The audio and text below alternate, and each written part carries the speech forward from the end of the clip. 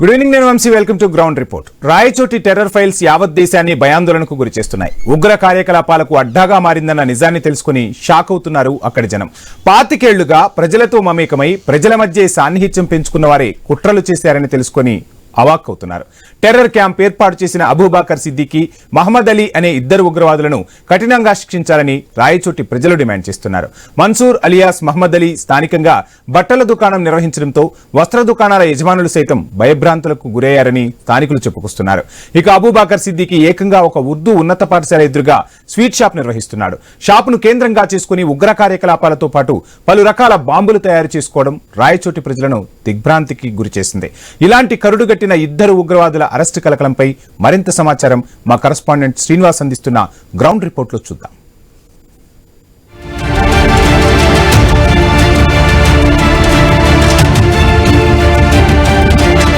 రాయచోటిలో ఉగ్రవాదుల కలకలం కూడా దేశవ్యాప్తంగా చాలా సంచలనంగా మారింది. ప్రధానంగా మత సామరస్యానికి ప్రతీకగా నిలిచే రాయచోటి పట్టణంలో ఉగ్రవాదుల కదలికలు కూడా గత 25 ఏళ్లుగా సైలెంట్ గా వాళ్ళు కానిచేస్తున్నారు. స్థానికులుగా గుర్తింపు కార్డులతో పాటు పలు బ్యాంక్ ఖాతాల ట్రాన్సాక్షన్ కూడా పెద్ద ఎత్తున జరిపారని చెప్పి ప్రస్తుతం ఎన్ఐఏ విచారణలో కూడా చాలా కీలకమైన అంశాలు ప్రస్తావిస్తున్నారు.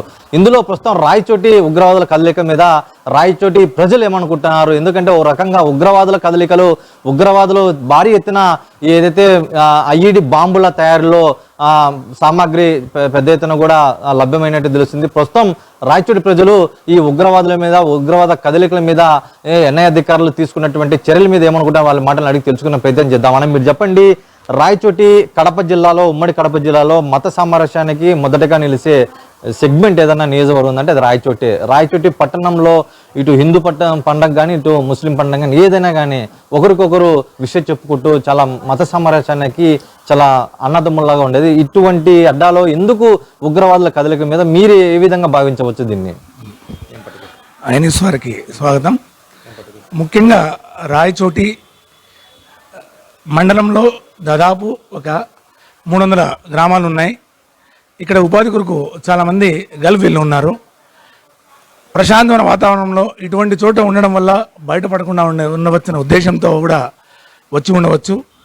రకరకాల ఉపాధి పనులపైన రాయచోటి వారు బయటికి వెళ్ళడం వల్ల ఇక్కడ కన్స్ట్రక్షన్ డిపార్ట్మెంట్లో అయితేనేమి, తర్వాత హోటల్ బిజినెస్లో అయితేనేమి, పీవీపీ వర్క్లో అయితేనేమి, గ్రానైట్ వర్క్లో ఇటువంటి వారు రాయచోటిలో దాదాపు ఒక 8,000 నుండి 10,000 మంది వచ్చి ఉన్నారని మాకు అంచనాగా ఉంది.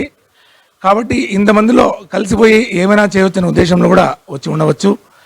కాబట్టి సంబంధిత శాఖల వారు ఈ బయట నుంచి ఉపాధి పని మీద ఎవరైతే వచ్చినారో వీరందరికీ ఒక గుర్తింపు కార్డు ఇష్యూ చేసి వారి యొక్క గుర్తింపు కార్డును వీరు జారీ చేస్తే చాలా బాగుంటుందని మా ఉద్దేశము. ఎందువల్లంటే ప్రశాంతంగా ఉన్న రాయచోటిని ఇటువంటి కొంతమంది వ్యక్తుల వల్ల దాన్ని దుర్మార్గంగా చేసి దాన్ని రెచ్చగొట్టి ఈ యొక్క భయానక వాతావరణాన్ని సృష్టించే ప్రమాదం ఉంది. కాబట్టి ఈ బయట నుంచి వచ్చిన వారిని అందరినీ కూడా రికగ్నైజ్ చేసి వాళ్ళకు ఒక ఐడెంటిటీ ఇస్తే బాగుందని నా అభిప్రాయం. మరో ప్రశ్న ఏంటంటే, ప్రస్తుతం కొత్తపల్లి అనేది కూడా చాలా రాయచోటి పట్టణానికి, రాయచోటి సెగ్మెంట్కి చాలా కీలకమైన మేజర్ పంచాయతీ. ఇక్కడ ఇతర ప్రాంతాల నుంచి కాకుండా లోకల్ స్థానికులకే పెద్ద ఎత్తున ఒకటే కమ్యూనిటీలో అత్యధికంగా ఉంటారు. ఎందుకంటే ఏదన్నా పండగలు జరిగినప్పుడు కానీ, ఏదైనా శుభకార్యాలు జరిగినప్పుడు కూడా ఒకరికొకరు ఇండ్లకు వచ్చి చాలా ఫ్రెండ్లీ నేచర్తో బంధువులు లెక్క ఉండేవాళ్ళు. ఇటువంటి ఈ రాయచోటి పట్టణంలో ఎక్కడో స్థానికేతరులు, ఎక్కడో ఇతర రాష్ట్రం నుంచి, తమిళనాడు నుంచి ఇక్కడ వచ్చి 25 ఏళ్ళగా స్థానికుల ముసుగులో ఉన్నారంటే అసలుకి దానికి వాళ్ళు తెగింపు అనుకోవాలన్నా, లేదంటే ప్రీ ప్లాన్గా ఏదన్నా పెద్ద ఎత్తున చేసేదానికి ఇక్కడికి వచ్చారనుకోవచ్చా? ఎందుకు రాయచోటిని మీ ప్రాంతాన్ని ఎందుకు ఎన్నుకున్నారు? తమిళనాడుకి ఏమైనా దరిదాపులు దగ్గర ఉన్న ఉద్దేశమా, లేకుంటే ఎక్కడ ప్లేస్ దొరకదు, ఎక్కడ గుర్తింపు రాదనే ఉద్దేశంలో మీ దగ్గరకు వచ్చారా? ఇది రాయచోటి ప్రజల మంచి మనసును వాళ్ళు క్యాష్ చేసుకుంటున్నారు. ఇక్కడ ఎవరు వచ్చినా కానీ రాయచోటి ప్రజలు మనాన్ని ఆదరిస్తారు. ఆ ఆదరణ వాళ్ళు వక్ర మార్గంలో వినియోగించుకున్నారు, అంత మాత్రమే. ఇక్కడ ఎవరు ఉన్నా కానీ, ఎక్కడ ఉన్నా కానీ అందరు కలిసి ఉన్న సంస్కృతి ఉంది. ఆ యొక్క సంస్కృతిని వీళ్ళు దుర్వినియోగం చేసుకున్నారు, అంత మాత్రమే. ఎందువల్లంటే ఆ ముసుగులో అయితే కలిసిపోయి చేయొచ్చనే ఉద్దేశంలో వచ్చి ఉంటారని నా అభిప్రాయం. మీరు చెప్పండి, ఒక్కసారిగా ఉగ్రవాదులు అరెస్టు, ఎన్ఐఏ అధికారులు అంటే గత సోమవారం రాత్రి కూడా మొదట మీకు తెలిసేది మీకే రాయచోటి వాసులుగా ఒక్కసారిగా భయభ్రాంతులు ఎలా ఉన్నాయి, ఏమన్నా జరిగితే ఎలాంటి పరిస్థితి ఉండేది, ఒకవేళ ఎన్ఐ అధికారులు ముందస్తుగానే భారీ ప్రమాదం నుంచి గట్టెక్కించేందుకు ప్రాణ నష్టం తప్పించేందుకు ఉగ్రవాదులను అరెస్ట్ చేశారని భావించవచ్చా? ఖచ్చితంగా. ఎందుకంటే వాళ్ళు ముందుగా పసిగట్టడం వల్ల, మేబీ ఏదైనా ప్రమాదాన్ని ముందే పసిగట్టడం వల్ల ఎంతో మందిని కాపాడిన వాళ్ళే అవుతారు మన పోలీస్ శాఖ వారు కూడా. వాళ్ళకు ప్రత్యేకంగా ధన్యవాదాలు. ఇంకోటి ఏంటంటే న్యాచురల్గా మన మధ్య తిరిగే వాళ్ళే మనం ఎక్స్పెక్ట్ చేయకుండా ఈ విధంగా కూడా వీళ్ళు ఈ విధంగా తీవ్రవాదులు అయినారా అంటే 30 years అంటే అప్రాక్స్ మా ఆ ఫేజ్ పైన వాళ్ళు ఇక్కడే ఉన్నారంటే మనతో పాటు కలిసిపోయి మ్యాక్సిమం ప్రతి ఒక్కరితో సత్సంబంధాలు ఏర్పరచుకుంటారు, వాళ్ళతో లావాదేవీలు ఏర్పరచుంటారు. కానీ అకస్మాత్తుగా పలానా వాళ్ళు తీవ్రవాదులు అంటానే ప్రతి ఒక్కరు కూడా నాకు తెలిసి రాయచోటి మ్యాక్సిమం ప్రజలు కూడా ప్రతి ఒక్కరు షాక్ గురయ్యారు. మేబీ అది ఏదైనా జరిగినంటే కన్నా మనం ఇంకా దాన్ని అంచనా వేయలేము. ఎందుకంటే నిన్న పోలీస్ శాఖ వారు చెప్పినట్లు 50 బాంబులతో తయారీ అయ్యేంత మందు వాళ్ళ దగ్గర ఉంది అని కూడా అన్నారు కదా. బట్ దేవుడి దయ వల్ల నెక్స్ట్ టైం మన రాయచూటికి ఇతర రాష్ట్రాలు వచ్చినప్పుడు పోలీసు వాళ్ళు వాళ్ళని గుర్తించి వాళ్ళు ఎవరు వాళ్ళు ఏంది అనేసి వాళ్ళు ఐడెంటిఫై గుర్తు చేసి వాళ్ళ దగ్గర పెట్టుకుంటే బెటర్ ఏమో అనేది నా ఆలోచన. ఇంకోటి, ఇప్పుడు మన రాయచూటిలో వ్యాపారస్తులు కూడా బయట వాళ్ళు ఎక్కువ అవ్వడం వల్ల ఇక్కడుండే వ్యాపారాలు ఇబ్బందులతో పాటు బయట వాళ్ళు వచ్చినప్పుడు వాళ్ళు ఎవరు కొద్ది రోజులు వచ్చి పని చేసుకొని వెళ్ళిపోతారు.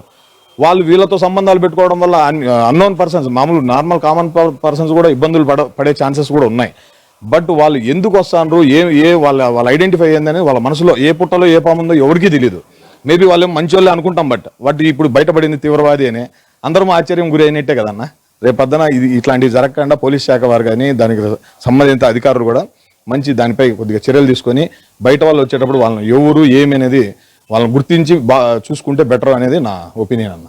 మీరు చెప్పండి, ఈ ప్రస్తుతం కాశ్మీర్ ఫైల్స్ ఎంత సంచలనంగా మారిందో దేశ చరిత్రలోనే, దేశ సినీ పరిశ్రమలోనే ఒక నూతనంగా మంచి కరెక్షన్ కానీ లేదంటే కినా అక్కడ ఉన్నటువంటి ఉగ్రవాదం మీద అరికట్టడంలో చూపించినటువంటి సినిమా కథను కూడా ప్రస్తుతం రాయచోటి ఫైల్స్ కూడా అంతే వేగంగా దేశానికి పాకింది. ఇక్కడ రాయచోటిలో ఉన్నటువంటి మీ వ్యాపారస్తులు ప్రస్తుతం ఈ ఒక్కసారిగా ఈ 4-5 రోజుల నుంచి ఏమన్నా మార్పు ఏమన్నా వచ్చిందా? ఎందుకంటే మీరు కూడా వస్త్ర దుకాణంలోనే వస్త్ర వ్యాపారం చేస్తూ వస్తున్నారు. ఇక్కడ మన్సూర్ అలియాస్ మహమ్మద్ అలీ కూడా వస్త్ర వ్యాపారం చేసుకుంటారు. తమిళనాడు నుంచి ఇక్కడ తలదాచుకుంటేనే ఆయనకు ఉన్నటువంటి ఇంట్లోనే షెల్టర్ ఏర్పాటు చేసుకుని బట్టల దుకాణం ఏర్పాటు చేస్తున్నారు. మీరు ఏమన్నా ఉన్నటువంటి మీ దగ్గరికి ఏమన్నా ఎప్పుడన్నా చూడడం జరిగిందా, మాట్లాడడం జరిగిందా? ఏమన్నా మాట్లాడితే ఎటువంటి ఉన్నాయి? ఇలాంటి ఈ ఘటన చూసి ఏకదమ్మున మా వండర్ అయిపోయినాం. ఇలాంటి ఘటన ఎప్పుడు జరిగిండదు, జరగదు. రాయచోటిలో ఎలాంటి గలాటలకు ఏ క్వశ్చనే ఉండదు. ముస్లిమ్స్ తెలుగు వాళ్ళం అనేది లేకుండా ఒక కంటిన్యూగా అన్నదమ్ములు లెక్క ఉన్నాం మేము.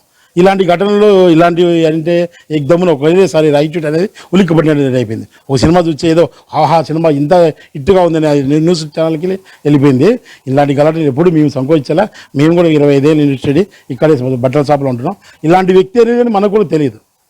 ఏదో వస్తూ ఉంటారు, వెళ్ళిపోతారు, చూస్తూ ఉంటాం అనుకున్నాం. కానీ ఇక్కడ తమిళనాడు నుంచి వస్తాను, ఏదో పని చేసుకుంటారు, పోతారు. మన మాదిరిగానే వాళ్ళు కూడా జీవనం కోసం ఇంత దేశాల నుంచి పోతారులే, ఏదో వస్తారులే చేసుకుంటాంలే అనుకోండి. ఏకదమ్మ ఇలాంటి ఘటన చూసినప్పుడు మేమే భయభ్రాంతులకు గురైపోయినాం.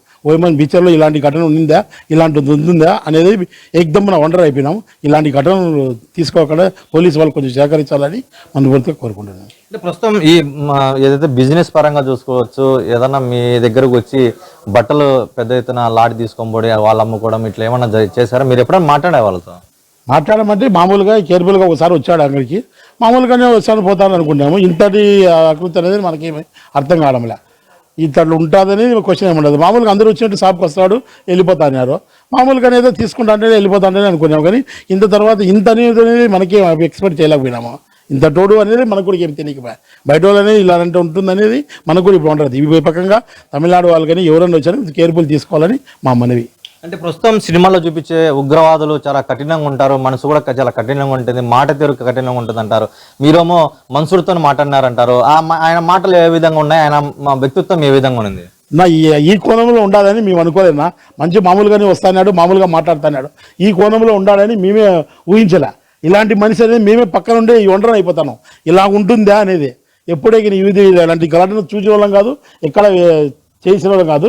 ఇలాంటి మధ్యలో ఇలాంటి ఉంటారా, ఇలాంటి వాళ్ళు కూడా ఇలా ఉంటారా అనేది కూడా మేము ఒంటరి అయిపోతున్నాం. ఇలాంటి వాడు మా పక్కన ఉండాలనేది మాకే ఒంటరి అయిపోతాను. ఇలాంటి మేము ఎట్లా రానిచ్చినాము ఏమనేది మాకే వండర్ అయిపోతాం సార్, అలా జరిగింది. అన్న మీరు చెప్పండి, మీతో కూడా ఏమన్నా, మీరు కూడా ఈ బట్టల వ్యాపారంలో చాలా ఎన్నో ఏళ్ళగా రాణిస్తున్నారు. ఈ మన్సూరు కూడా బట్టల వ్యాపారం చేస్తున్నారు కొత్తపల్లిలో ఆయన నివాసంలో. అసలుకి ఎలా ఏమన్నా కలసడం, మాట్లాడడం, ఏదైనా మీ దగ్గరికి పెద్ద మొత్తంలో బట్టలు తీసుకోవడం జరగదు, లేదంటే ఇతర ప్రాంతాలకు వెళ్ళి తీసుకుని వస్తా అంటారా? ఏంది అసలు ఏంటి మన్సూరు మీరు చూసారా? నేను చూశానా యాక్చువల్లీ ఏంటంటే, ఎందుకంటే 30 ఏళ్ళ నుంచి రాయచోట్లు ఉంటే చూడకుండా ఏమి ఉండరు. ఎందుకంటే ప్రతి ఒక్కరితో ఖచ్చితంగా సత్సంబంధాలు ఉంటాయి. ఖచ్చితంగా ప్రతి షాపుకు వాడు బట్టల షాప్ వ్యాపారం చేస్తాడంటే లాట్ అమ్ముకుంటాడు. అంటే లాట్ అంటే ఇప్పుడు ఒక షాప్ ఉంటుంది, ఆ షాప్లో లాట్ ఐటమ్ అంతా వాడు, లాట్ అంటే మిగిలిపోయిన బట్టలు, ఆ మిగిలిపోయిన బట్టలు మనం ఎట్లా కస్టమర్కి సేల్ చేయలేము. సేల్ చేయలేని వస్తువును వాడు మాక్సిమం మనం 1000 రూపాయలు పెట్టి ఖరీదు చేసి ఉంటాము, దాన్ని 100కో 50కో తీసుకొని వెళ్తాడు మన దగ్గర. తీసుకొని వెళ్ళి వాడు ఒక్కరోజు సండే రోజు మాత్రం సేల్ అవుట్ పెడతాడు. వాడు ఎక్కడ ఉన్నాడో నివాసం అది మనకు తెలియదు ఎక్కడ ఉన్నాడో, కానీ ఓన్లీ సండే మాత్రం బిజినెస్ ఉంటుంది అనేసి ఒకసారి విన్నాను. బట్ అతని ప్రవర్తన మాత్రం ఎట్లుంటుందంటే చాలా ఇన్నోసెన్స్ గా ఉంటుంది. మీన్స్ ఆ విధంగా మనకు అంత సత్సంబంధాలు కానీ, బట్ ఒకసారి 2 సార్లు ప్రతి షాపుల్లో కూడా బట్టలు, ప్రతి షాపుతో లాట్ కొనుక్కునే వ్యక్తే అతనేమే, కొత్తగా ఏం లేదు.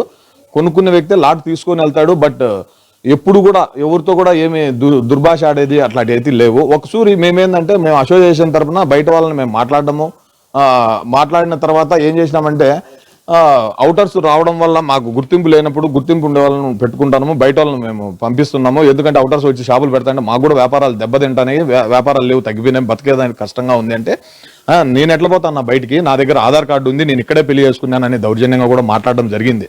ఆ రోజు మాత్రమే మేము అందరం కలిసి చూసామన్నా, అంతే తప్ప ఇంకా వేరే ఏం లేదు. బట్ అతను వ్యాపార లావాదేవీలు అనేది మొత్తం రాయచూట్ అంతా ఆల్మోస్ట్ ఇక్కడే టీ తాగుతాడు, ఇక్కడే పెళ్లి చేసుకున్నాడు కాబట్టి ఖచ్చితంగా వాడి లావాదేవీలు అన్నీ కూడా ఉంటాయి. బట్ వాడు ప్రీ ప్లాన్డ్ గా ఈ విధంగా వ్యక్తి అనేది మేము ఉన్నట్టుండి న్యూస్ లో చూసి అందరం కూడా వ్యాపారస్తులం అందరం కూడా షాక్ అయిపోయినాం. అందుకనే మేము అనుకునేది ఏంటంటే, వ్యాపారస్తులు కూడా అవుట్ ఆఫ్ స్టేట్స్ వాళ్ళని మన ఊర్లో పెట్టుకునేటప్పుడు ఒకసారి ఆచితూచి నాయకులు కానీ మాకు వీళ్ళందరూ సహకరించి బయట వాళ్ళు వచ్చినప్పుడు వాళ్ళ గుర్తింపు తీసుకొని ఏం రా వాళ్ళు షాపులు పెడితే జీవితాంతం ఏడుంటారా, లేకపోతే 2 రోజులు ఉండి వెళ్ళిపోయా నా కొడుకు, వీళ్ళని చూసి పెట్టుకుంటే బెటర్ కదా. ఈ రోజు వాడి వల్ల ఏమవుతుందంటే, ఒకరి వల్ల 100 మందికి చెడ్డ పేరు వచ్చే కాలం అయిపోయింది. వాడు ఈరోజు ఉండి వెళ్ళిపోయాడు కదా, వాడు చేసిన పని ఎంత దేశద్రోహి పని. ఇట్లాంటివి చేయడం వల్ల ఇతర వ్యాపారస్తులు కూడా, ఇప్పుడు మీకు ఇంటర్వ్యూ ఇవ్వడానికి కారణం కూడా వాడు ఒక వ్యాపారస్తుడు కాబట్టి ఇవ్వాల్సి వస్తుంది కదా. మీన్స్ ఏంటంటే, అట్లాంటి వాళ్ళని రానికుండా మ్యాక్సిమం గుర్తింపు ఇచ్చి మన ఎస్పీ గారు కానీ ఇట్లా అధికారులు కానీ వాళ్ళని కట్టడి చేయాలా, అవుటర్స్ని కట్టడి చేయడం చాలా మంచిది. ఊరు బాగు కోసం మేము కోరుకుంటున్నాం. ముస్లిమ్స్, హిందూస్ బాగా కలిసిమెలిసి అన్నదమ్ములు మాత్రం ప్రతి పండగ చేసుకుంటాం. వాళ్ళ ఇంట్లో మేము తింటాం, మా ఇంట్లో వాళ్ళు తింటారు. అంత హ్యాపీగా ఉండే ఊరిని ఈ విధంగా చిన్న ఇష్యూస్, సెన్సిటివ్ ఇష్యూస్ గొబ్బు చేసేసి ఈరోజు ఈ విధంగా చేయడం అనేది చాలా బాధాకరం. మ్యాక్సిమం ఫ్యూచర్లో ఇలాంటివి జరగకుండా దీన్ని జల్లెడబట్టి ఎవరెవరు ఏమేమి ఉన్నారో తీసేసి ప్రజలను భయభ్రాంతుల నుంచి బయటకు వేయడం చాలా మంచిదని కోరుకుంటున్నాను. అన్న మీరు చెప్పండి, రీసెంట్గా బెంగళూరు రామేశ్వరం కేఫ్ ఆడ సృష్టించిన బాంబు పేలుళ్ళు కూడా యావత్ దేశాన్ని కలవరబెట్టింది. ఒక కేఫ్లో ఛాయ్ తాగేదానికి, సేదీరేదానికి సాఫ్ట్వేర్ ఎంప్లాయీస్తో పాటు స్థానికులు, నాన్ లోకల్స్ పెద్ద ఎత్తున అక్కడ వచ్చి టీ తాగే సమయంలో కూడా ఒకసారిగా బాంబు పేలుడు. ఆ సూత్రధారి అబూబకర్ సిద్దిక్ కానీ మొహమ్మద్ అలీ అంటే అనాముల్లా మన్సూరు, వీళ్ళు ఇరువురు సూత్రధారులు, ప్రధానమైన కీలకదారులని ఒక్కసారిగా ఎన్ఐ అధికారులు చెప్పడం పట్ల మీరేం, రాయచోటి వాసిగా మీరేమంటారు? ఇది కళలు ఎవరు ఊహించలేదు. ఎందువల్లంటే, ఇంతవరకు ఎవరైనా కానీ ఒక మన్సూర్ అనే వ్యక్తి మా షాపులకు వచ్చి ఏదైనా సరుకు కావాలంటే అడగడం, ఆ వినయం, ఆ విధేయత చూస్తుంటే, ఇతను ఇంత సాఫ్ట్ వ్యక్తి అయితేనేనా మనల్ని ఇంత రిక్వెస్ట్గా అడుగుతున్నాడు. నోటుల నుంచి ఒక మాట కూడా గట్టిగా రాదు, ఒక ఆవేశం రాదు, ఒక వేదన రాదు. మాట్లాడే విధానం చూస్తే, అరే పోనీ ఏదో బతుకుదారు వచ్చాడు కదా, మనం ఇద్దాము ఈ సరుకులు అనే ఫీలింగ్ మనలో తెప్పించి, అటువంటి వినయం ఉన్న మనిషి ఈ విధంగా ఇట్లాంటి చేష్టలు చేస్తాడని కల్లో ఊహించలేదు. ఇప్పటికైనా కానీ రాయచోటులు ఇప్పటికి కూడా కానీ నా షాపులో కానీ ఎంతోమంది షాపుల్లో ముస్లిం సోదరులు సోదరీమణులు అందరూ మాకు ఎంతో వచ్చి ఎంత ఆప్యాయంగా పలకరించి మమ్మల్ని ఎంతగా ఆదరిస్తున్నారో మాకందరికీ బాగా తెలుసు. కానీ ఇలాంటి ఒక్క 2 వ్యక్తుల వల్ల మొత్తం ఊరికంతా చెడ్డ పేరు, రాయచోటి చరిత్రలో రాని ఒక చెడ్డ పేరు ఈరోజు కేవలం అతని వల్లనే వచ్చింది. చరిత్రలో నిలబడిన రాయచోటి అంటే ఉగ్రవాదుల నిలయం అనే పేరు ఈరోజు రాయచోటిలో సృష్టించారంటే, ఇటువంటి వ్యక్తుల్ని మనం ఎవరిని వదలకూడదు 100%. ఇంకోటి అన్నిటికన్నా ముఖ్యమైన కారణం, ఈ తమిళనాడు నుంచి ఎంతో మంది వ్యాపారస్తులు వచ్చారు, వాళ్ళల్లో కూడా కొద్ది కట్టడి చేయాలి. ఎందుకంటే ప్రతి ఒక్కరు మాకు తెలియంగా మా అసోసియేషన్ మీటింగ్లో వచ్చినప్పుడు మన్సూర్ అనే వ్యక్తి ద్వారానే చాలా మంది రాయచోటికి ఇటుకొచ్చారు. వాళ్ళల్లో కూడా కొద్దిగా ఏరివేత వేస్తే మనకందరికీ బాగుంటుంది. ఎందుకంటే ఒక లింక్ చైన్ తగలాలంటే 10 చైన్లు లింకులు ఉండాలి. అటువంటి చైన్ లింక్ చేశాడు ఇతను. ఎందువల్లంటే ఒక లాట్ షాప్కి వచ్చి తను కొనలేదంటే ఇంకొక లాట్ వడివేలని అతను పంపిస్తాడు. వాడు 100కి అడిగితే వీడు 80కి అడుగుతాడు, మళ్ళీ 100కి ఇస్తామని. ఇలాంటి లింక్ బేసిక్ చాలా చేశాడు. ఆ లింకును తొలగించడానికి ఫస్ట్ అసలైన కారణం కీ దొరికింది. ఈ కీతో పాటు మొత్తం లింకులన్నీ తీసేశారంటే రాయచోటిలో మరొక్కసారి సంతోషమైన పండగ వాతావరణం. హిందూ ముస్లిం సోదరులు ఇప్పటి వరకు ఈ రోజు వరకు ఎటువంటి భేదాభిప్రాయాలు లేవు. ప్రతి ఒక్కరం అన్యోన్యంగా ఆప్యాయంగా సంతోషంగా ఉన్నాం. ప్రతి ఒక్కరు వ్యాపారస్తులు ప్రతి ఒక్కరు హ్యాపీగా ఉన్నాం. ఇలాంటి వాళ్ళు రావడం వల్ల వ్యాపారాలు నష్టం చేసేది కాకుండా మెయిన్ మనసుల్లో భయాన్ని సృష్టిస్తున్నారు. ఇటీవల కాలంలో మన పారువేట జరిగిన విషయంలో కూడా ఇలాంటి వాళ్ళ ఏమన్నా ఉండొచ్చు అన్న ఫీలింగ్స్ సుద్దదారు ఉంటుంది. వాళ్ళు చేసి మతాలు సృష్టించి వాళ్ళు చేయాలనే ఆలోచన కూడా ఉంటుంది.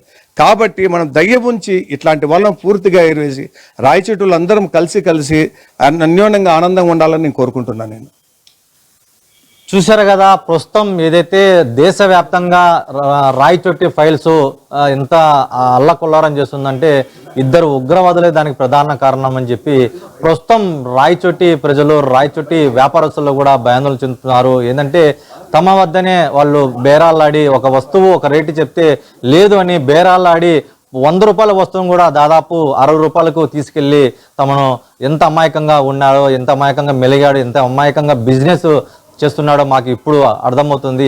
అంత కరుడు కట్టిన తీవ్రవాది సైతం కూడా వ్యాపారంలో బేరాలాడి చాలా గీకి కూడా సతాయిచ్చి తీసుకెళ్లేవాడని చెప్పి ప్రస్తుతం ఏదైతే రాయచోటి వస్త్ర దుకాణాలు సంబంధించిన యజమానులు చెప్తున్నారు. మరి పోలీసులు కూడా ప్రస్తుతం ఆ దిశగా కూడా కఠినమైన చర్యలు చేపట్టి ఏదైతే ఇతర రాష్ట్రాల నుంచి పొట్టగుడ్డు కోసం రాయచోటికి వస్తున్నటువంటి పలువురి మీద కూడా నిఘా పెట్టి వాళ్ళ అందరినీ కూడా ఆదిలోనే కట్టడి చేస్తే ఇటువంటి వాళ్ళందరూ కూడా ఇటువంటి చర్యలు కూడా బహిర్గతం కాకుండా ఉంటాయని చెప్పి ప్రస్తుతం రాయచోటి వస్త్ర దుకాణ వ్యాపారస్తులు చెప్తున్నారు. ఇది ప్రస్తుతం రాయచోటిలో ఉన్నటువంటి తాజా పరిస్థితి. మరి రాయచోటి ఇతర ప్రాంతాలలోకి వెళ్దాము. అక్కడ ఏ విధంగా ఎలాంటి భయాందోళనకు గురి చేస్తున్నారో లేదా పోలీసులు ఇచ్చినటువంటి భరోసా వాళ్ళ మధుల్లో ఏ విధంగా ఉందో తెలుసుకునే ప్రయత్నం చేద్దాం.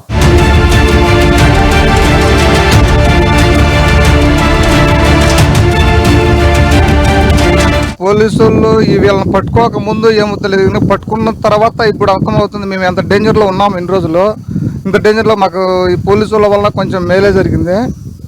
ఇంకా ఇప్పుడు కొత్త భయం ఏంటంటే ఇంకా ఏముందో, ఇంకా ఏం జరుగుతుందో అన్న మళ్ళీ కొత్త భయం స్టార్ట్ అయింది. వీళ్ళందరూ పోలీసులు ఇంకా కొంచెం ఫాస్ట్గా పనిచేసి మమ్మల్ని కొంచెం ఇంకా భయంలోంచి బయటేస్తారని అనుకుంటున్నాము. గత 50-60 సంవత్సరాల నుంచి హిందూ ముస్లిం కథలు చాలా సోదర భావంతో మెలుగుతున్నాయి రాయచూటిలో. ఒక్కసారిగా ఈ ఉగ్రవాదం అనడం మన చెన్నై పోలీసులు వచ్చి పట్టడంలోనే ఒక్కసారిగా పట్టణం అంతా ఉలిక్కిపడడం జరిగింది. దీన్ని కఠినమైన చర్యలు తీసుకొని జిల్లా పోలీస్ యంత్రాంగం కానీ, రాష్ట్ర ప్రభుత్వం కానీ, కేంద్ర ప్రభుత్వం కానీ కఠినమైన చర్యలు, ఇలాంటి వాళ్ళు ఎవరున్నా వాళ్ళని జల్లెడ పెట్టి ఇక్కడి నుంచి మాకు కులం మతాలకు భేదాలు లేకుండా మేమందరం కలిసిమెలిసి రాయచూటిలో అందరం జీవనం సాగిస్తున్నాం. హిందూ ముస్లిం అనేది ఒక్కరం మా వాళ్ళ సోదర భావం ఏం లేకుండా తన అంకీ భావంతో మనం జీవిస్తున్నాం రాయచూటిలో.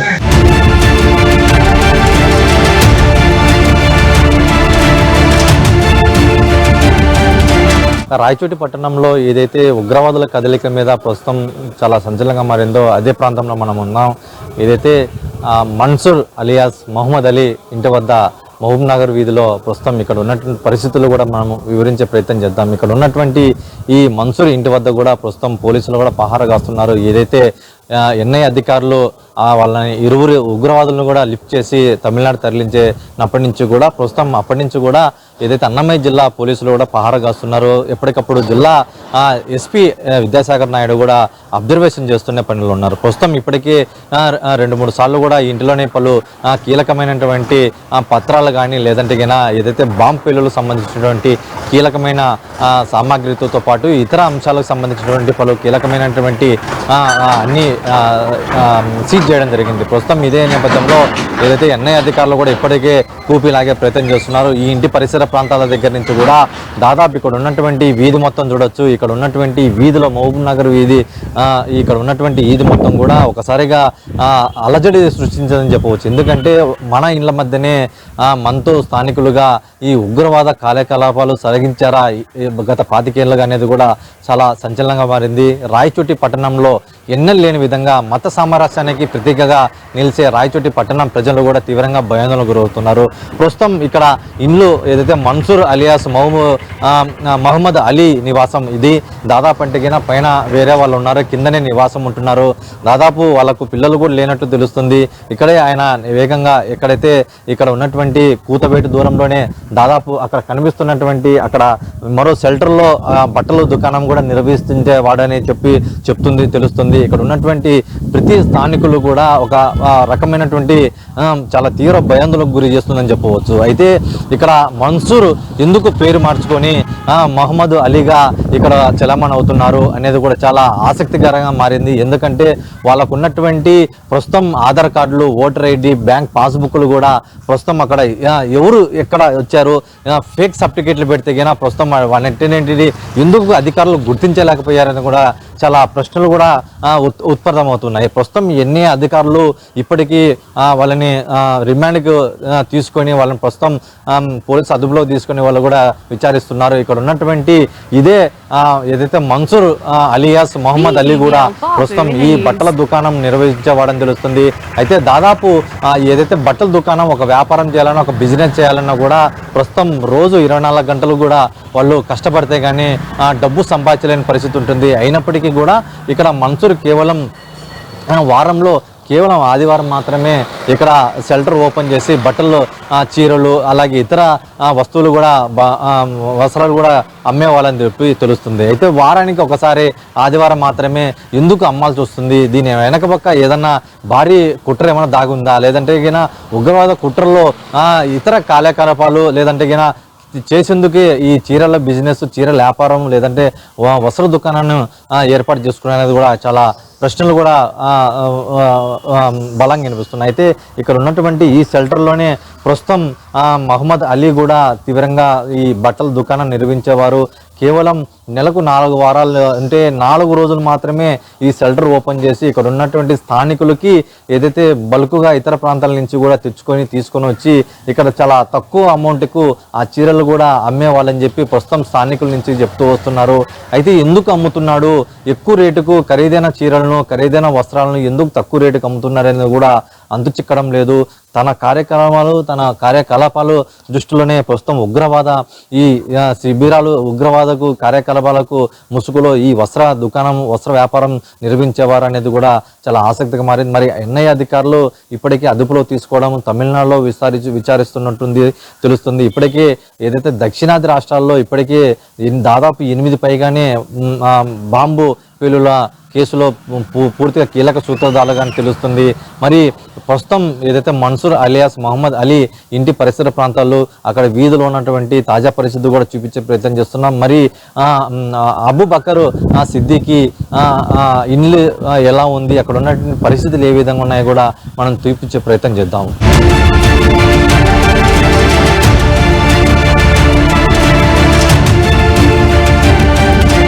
తమిళనాడు నుంచి 2 తీవ్రవాదులు వచ్చి దాదాపు 30 సంవత్సరాలుగా ఇక్కడ ఉంటున్నారు. కానీ పత్రికల వారు కానీ మిగతా వాళ్ళు కానీ హైడౌట్ అంటున్నారు. హైడౌట్ లాగా అనిపించడం లేదు. వాళ్ళు రాయచోటి కేంద్రకంగా పనులు నిర్వర్తిస్తున్నారని పలు అనుమానాలు మాకు వస్తున్నాయి.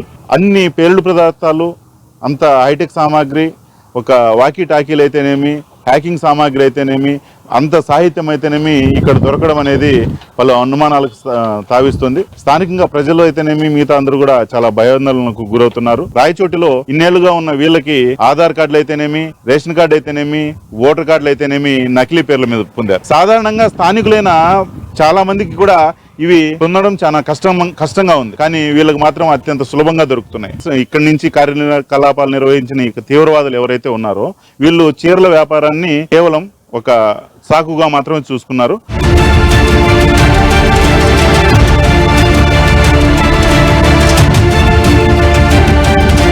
ఒక పక్క ఉగ్రవాదుల కదలికల మీద కూడా ఇప్పటికే ఎన్ఐ అధికారులు కూడా భారతదేశంలో కూడా పలు ప్రాంతాల్లో చాలా నిఘా పెట్టడం జరిగింది. అందులో మొదటి వరుసలో నిలుస్తుంది రాయచోటి పట్టణం కూడా. ఎందుకంటే దక్షిణాది రాష్ట్రాల్లోనే ఎంతో కీలకంగా భారీ బాంబు పేలులకు సూత్రధారులుగా భావిస్తూ వస్తున్న అబూబకర్ సిద్దిక్, మహమ్మద్ అలీల ఇక్కడే అరెస్ట్ చేసిన సంఘటన కూడా ప్రస్తుతం హాట్ టాపిక్గా మారింది. ప్రస్తుతం మనం అబూబకర్ సిద్దిక్ అలియాస్ మా అన్నమ్ముల ఇంటి దగ్గర ఉన్నాం. ప్రస్తుతం ఇక్కడే ఆయన ఇండ్లు కూడా ఇక్కడే అని చెప్పవచ్చు. దాదాపు కొత్తపల్లె ప్రాంతం కూడా చాలా మేజర్ పంచాయతీ అని చెప్పవచ్చు. ఇక్కడే ఆయన నివాసం ఉంటూనే ఇక్కడ కనిపిస్తున్నటువంటి ఈ షెల్టర్లోనే ఆయన కిరాణా కొట్టు, అంటే దాదాపు ఇక్కడ స్కూల్ ఎదురుగున ఉంది, ఒక ఉర్దూ స్కూల్. ఆ స్కూల్ పిల్లలకు కూడా తినుబండారాలు అలాగే ఇతర తెలుగు పిల్లలకు ఒక దుకాణంలో అమ్మేవాడని చెప్పి తెలుస్తుంది. అయితే ఇటువంటి సాధారణ జీవితం ఒక కీలకమైన ఉగ్రవాది ఎందుకు గడపాల్సి వచ్చింది అనేది కూడా చాలా ప్రశ్నలుగా మిగిలిపోతున్నాయి. ఎందుకంటే ఎన్ఐ అధికారులు ఎక్కడో ఢిల్లీలో, ఎక్కడో తమిళనాడు, ఇతర రాష్ట్రాలకు చెందినటువంటి కీలకమైన ఆపరేషన్లో భాగంగా ప్రస్తుతం ఇక్కడ అబూబకర్ సిద్దిక్ కూడా అరెస్ట్ చేయడం వెనక కూడా చాలా పెద్ద పథకానికే రచిస్తున్నారు. అందులోనే వాళ్ళ మీద నిఘా ఉంచి కూడా ప్రస్తుతం ఎన్ఐ అధికారులు ఇక్కడ అబూబకర్ సిద్దిక్ ఉన్న నివాసం ఉంటున్న ఈ వీధిలోనే కనబస్తున్నటువంటి దాదాపు అంటే ఎన్ఐ అధికారులు కూడా దాదాపు 60 రోజుల పైగానే ఇక్కడ పలు రకాలమైనటువంటి వేషధారణలో కూడా ఇక్కడ ఇంటి పరిసర ప్రాంతాల్లో నిఘా ఉంచడం జరిగింది. అంటే వాళ్ళు ప్రీ ప్లాన్గా వాళ్ళ అడుగులు ఎట్లా ఉన్నాయి, వీళ్ళ ఆలోచనలు ఎలా ఉన్నాయి, వీళ్ళు చేస్తున్నటువంటి వృత్తిపరంగా వస్తున్నటువంటి డబ్బు సరిపోవడం లేదు, అయినప్పటికీ కూడా వీళ్ళు విలాసవంతమైన జీవితం ఎలా గడుపుతున్నారనేది కూడా చాలా ప్రశ్నలకు తావిస్తుంది. ఎక్కడో దక్షిణాది రాష్ట్రాలలో భారీ పిల్లలకు కీలక సూత్రధారిగా భావించినటువంటి అబూబకర్ సిద్దిక్ కూడా ప్రస్తుతం ఎందుకు కొత్తపల్లి ప్రాంతంలోనే ఇటువంటి చిన్న కిరాణా దుకాణం పెట్టుకొని జీవనం కొనసాగిస్తున్నాడో పలు అనుమానాలు తావిస్తుంది. అయితే బెంగళూరు రామేశ్వరం కేఫ్లో కూడా ఇటువంటి హోమ్ మేడ్ బాంబుల తయారీలో సిద్ధహస్తుడైనటువంటి అబూబకర్ సిద్దిక్ కూడా అతని ఆనవాళ్ళు కూడా ఏదైతే కోయంబత్తూరు, మధురై, ఇతర నాగూరు ప్రదేశంలో లభించాయో వాటన్నిటిని కూడా క్షుణ్ణంగా పరిశీలించినటువంటి ఎన్ఐ అధికారులు మొదట అబూబకర్ సిద్దిక్ మీద కూడా కొంత ఫోకస్ పెట్టినట్టు తెలుస్తుంది. అందులో భాగంగానే ప్రస్తుతం తమిళనాడు పోలీసులు అలాగే ఎన్ఐ అధికారులు మూకుమ్మడిగా ఇక్కడ అబూబకర్ సిద్దిక్ నివాసం ఉంటున్నటువంటి ఇంటి అర్ధరాత్రి సమయంలో కూడా తలుపు తట్టడం, వాళ్ళని వెంటనే ఇంట్లోకి వెళ్ళి అక్కడ ఉన్నటువంటి పిల్లల్ని అలాగే భార్యని అలాగే అబూబకర్ సిద్దిక్ కూడా అరెస్ట్ చేసిన అదుపులో తీసుకున్నారు. పూర్తి డేటా విశ్లేషించిన తర్వాత రాత్రికి అబూబకర్ సిద్దిక్ని అలాగే మహమ్మద్ అలీని కూడా ఇరువురిని కూడా లిఫ్ట్ చేసి తమిళనాడు తరలించారు. అంటే ఎంత పకడ్బందీగా ఎన్ఐ అధికారులు, ఏదంటే మనం ఇప్పటివరకు చూసింటాం సాధారణమైనటువంటి సినిమాలు, టెర్రర్ సినిమాలలో చూపించిన విధంగానే ప్రస్తుతం ఢిల్లీ నుంచి వచ్చినటువంటి, తమిళనాడు నుంచి వచ్చినటువంటి ఎన్ఐ అధికారులు ప్రస్తుతం అన్నమయ్య జిల్లా పోలీసులతో, అది కూడా కేవలం రైడ్ చేసి లిఫ్ట్ చేసి అతి తక్కువ సమయంలోనే జిల్లా ఎస్పీకి సమాచారం ఇవ్వడంతో ప్రస్తుతం ఇక్కడ స్థానిక పోలీసుల సహకారంతో ఇక్కడ ఇంటిని పరిసర ప్రాంతాల్లో కూడా ప్రతి ఇంటి దగ్గర ఒక పోలీస్ అధికారి, ఎందుకంటే ఇక్కడ ఉన్నటువంటి ప్రాంతం కూడా పూర్తిగా ముస్లిం కమ్యూనిటీ చెందినది, ఒకటే ప్రాంతానికి చెందినది కాబట్టి ఇక్కడ ఏదైనా అల్లర్లు జరగచ్చన్న ముందస్తు జాగ్రత్తగానే ప్రతి ఇంటి దగ్గర ఒక పోలీసు ఉండేటట్టు స్థానిక పోలీసులు కూడా ఉన్నారు. ఎన్ని అధికారులు ఎంత చాకచక్యంగా లిఫ్ట్ చేశారంటే ఒక సినిమా సీన్లో టెర్రర్ అటాక్ ఏ విధంగా జరుగుతుందో సేమ్ అలాగే ఒక టెర్రరిస్టులను చాకచక్యంగా తమిళనాడు రాష్ట్రం తీసుకెళ్లారు. అక్కడ ప్రస్తుతం పోలీసు అదుపులో తీసుకుని ఎన్ఐ అధికారులు కీలకమైన అంశాలను సంబంధించిన విషయాలను కూడా రాబట్టారు. అయితే ప్రస్తుతం అబూబకర్ ఇంజనీరింగ్ పూర్తి చేసి చాలా సిద్ధహస్తుడిగా బాంబుల తయారీలో కూడా ప్రముఖంగా పేరు వినిపిస్తుంది. ఎందుకంటే ఆయన తయారు చేసే బాంబులు కూడా, అంటే మనం ఇళ్లలో ఉపయోగించే గ్రైండర్లు, లేదంటే మిక్సీలు, లేదంటే ఫ్యాన్లు, లేదంటే ఇతరమైనటువంటి ఎలక్ట్రికల్ వస్తువుల రూపంలో చిన్న చిన్న బాంబులు కావాల్సిన సామాన్లను ఉపయోగించి పెద్ద ప్రాణ నష్టం జరిగే విధంగా కూడా ఆయన దాదాపు అంటే 50 నుంచి 100 మీటర్ల సరౌండింగ్లో కూడా ప్రాణ నష్టం ఎక్కువగా ఉండే విధంగా కూడా బాంబుల తయారులో సిద్ధహస్తుడని చెప్తున్నారు. అయితే ప్రస్తుతం ఇటువంటి తినుబండారాలు పిల్లలకి స్కూల్ ఎదురుగానే నిలిపి ఉంచుకొని ఇక్కడే నివాసం ఉంటూ ఇక్కడే ఎందుకు కాలం గడుపుతున్నాడు, ఎందుకు బయట ప్రపంచానికి అసాధారణ వ్యక్తిగా ఒక టెర్రరిస్ట్ జీవితం గడపాల్సి వచ్చింది, ఎందుకు 2 నెలల పాటు ఈ ఇద్దరు ఉగ్రవాదుల మీద కూడా నిఘా ఉంచి ఉన్న పలంగా రాత్రికి తీసుకెళ్లాలి, అదుపులో తీసుకోవాల్సి వచ్చిందనేది కూడా పలు అనుమానాలకు తావిస్తుంది. ఇప్పటికీ ఏదైతే ఎన్ఐ అధికారుల ఆధ్వర్యంలో ప్రస్తుతం జిల్లా ఎస్పీ విద్యాసాగర్ నాయుడు కూడా ఇప్పటికే ఈ ఇంట్లో దాదాపు 4 బాంబులు కూడా అది స్వాధీనం చేసుకున్నారు.